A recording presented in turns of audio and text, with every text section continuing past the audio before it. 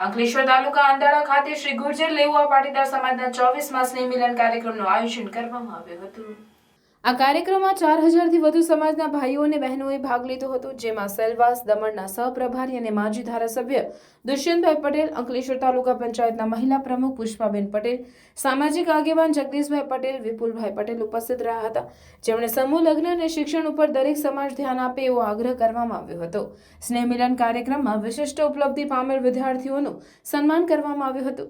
સમાજના પ્રમુખ સુભાષભાઈ પટેલ, ઉપપ્રમુખ પ્રકાશભાઈ પટેલ અને મંત્રી અને અખિલ ભારતીય ગુર્જર મહાસભા પાટીદાર સમાજ ગુજરાતના પ્રમુખ તથા દક્ષિણ ગુજરાતના કાર્યકારી પ્રમુખ મોહનભાઈ પટેલ તથા સમાજની ટીમ સરદાર પટેલ ગ્રુપના પ્રમુખ લાલજીભાઈ પટેલે સરદાર પટેલના નારા સાથે દીકરા દીકરીના લગ્ન માટે માતા પિતાની સંમતિ ફરજિયાત હોવી જોઈએ તેમ જણાવ્યું હતું, જેમાં ઉપસ્થિત સમાજના લોકોએ તેને સમર્થન આપ્યું હતું। આ ઉપરાંત સ્નેહ મિલન કાર્યક્રમમાં ડોક્ટર કૈલાસભાઈ તથા ડોક્ટર સુહાસભાઈ દ્વારા CRPની તાલીમ પણ આપવામાં આવી હતી।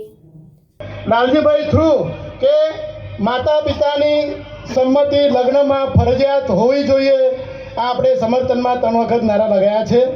આપનો આ બાબતે ખૂબ ખૂબ આભાર અને આપણા પ્રમુખશ્રીને નમ્ર વિનંતી કરીએ છીએ કે આપણે લેખિતમાં પણ એમને આપણે આના લાલજીભાઈને સમર્થન આપીશું કે ભાઈ લગ્નમાં માતા પિતાની સહી ફરજિયાત હોવી જોઈએ। આપણને એવું લાગે છે ખરું કે ફરજિયાત હોવી જોઈએ?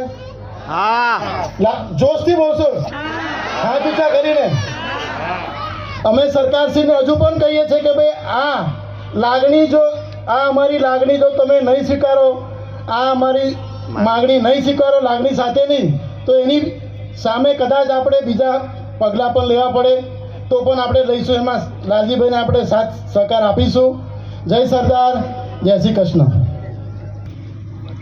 અને એ બહુ જરૂરી, ધારો કે મા બાપ બંને નોકરી કરતા હોય અને બાળક હોય તો એ શું ભણે છે એ પણ ખબર નથી હોતી, કારણ કે જીવનના આટાપાટામાંથી ઊંચા નથી આવતા કે ઉપર નથી આવતા। પણ હવેનો દીકરો કે હવેની દીકરી એ નવા કોર્સિસ લે અને ઘણી બધી કોલેજો ભરૂચ અને આખા ગુજરાતની અંદર આપણને મળી શકે છે।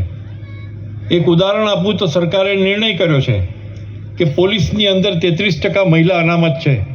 100 પોલીસ લેવાના હોય તો 33 બહેનોને લેવી પડે છે। અને તમે કોઈ પણ જગ્યાએ જોશો તો DSP સુધીના આપણના આ હાલના જે DSP છે એના કરતાં આગળના DSP ડૉક્ટર લીના પાટીલ એ આટલી મોટી પોસ્ટ પર અને ભરૂચ જેવા સેન્સિટિવ વિસ્તારની અંદર એક લેડીને, એક મહિલાને DSP બનાવ્યા અને સફળતાપૂર્વક એમણે પોતાની કામગીરી કરી। તો ખૂબ જરૂરી છે કે નવી દિશા અત્યારના કઈ તરફ જાય છે, અત્યારનો ટ્રેન્ડ શું છે, તો એ પ્રકારે જ જ્યારે આપ એજ્યુકેશન લઈશું તો એ આગળ જતાં આપણને ખૂબ કામ આવશે। હમણાં જ ગુજરાત સરકારમાં 10, 11 ને 12 તારીખે જાન્યુઆરીની વાઇબ્રન્ટ ગુજરાત થયો અને એ વાઇબ્રન્ટ ગુજરાતની અંદરના ભૂતોના ભવિષ્ય એટલા બધા રોકાણ ગુજરાતમાં આવવાનું છે અને વિશેષ કરીને ભરૂચ આવવાના છે। હું એ વાઇબ્રન્ટ ગુજરાતનો સાક્ષી બન્યો છું। હું ગયો હતો ત્યાં ભરૂચમાં આવનારી 5 વર્ષની અંદર, આ તો બહુ વધારે વર્ષ કીધા છે, 5 વર્ષ પહેલાં ભરૂચમાં એક પણ પ્લોટ ઉદ્યોગનો મળશે નહીં સુભાષભાઈ, કારણ કે દહેજ